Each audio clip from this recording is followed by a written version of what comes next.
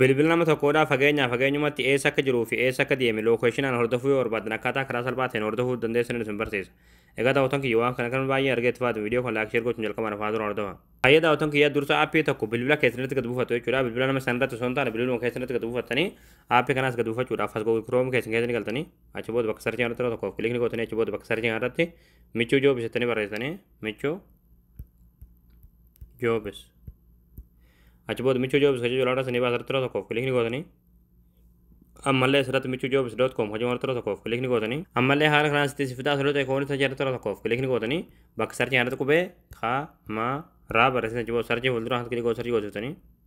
achi booda haala kanaan suuraa kan fidaa suuraa warra tokkoof kilikni gootanii achi booda aappicha buufachuudhaaf suuraa lutaa gadiyeemtu dhumaati achi booda dhumarratti qalama diimaan kan barraa yaappii as tuqaa buufadhaa akka jijjoolatti daawulood keessatti daawulood tan tuutaniiti aappii kana bilbiloo keessatti kan buufatanii hayyee daawwatan kiyya aappii kan buufatanii yeroo galtan aappiin haala kanaan imeelii isin gaafata jechuudha. Imeelii bilbila nama saniitii fi paaspoortii bilbila nama saniidhaa itti guutanii achi booda asirratti nekstii kana kilik gootaniitti bantanii achi booda haala kanaan bilbila keessanii fi bilbila nama saniidhaa isiniif jechuudha. Bilbila keessan osoo hin taane bilbila nama saniirratti yeroo tokkoof kilikni gootanii kinoo jalarratti jechuudha get direction kan jedhamu tokkoof kilikni gootanii achi booda kinoo haala kanaan isiniif asirratti direction kan jedhamu tokkoof kilikni gootanii alaatuluma eessa akka jiruu fi eessa akka deeme haala misirratti argaatan kanaan alaatul yoo barbaadan laayivii yoo barbaadan ammoo waan hordofuu dandeessan jechuudha. GPS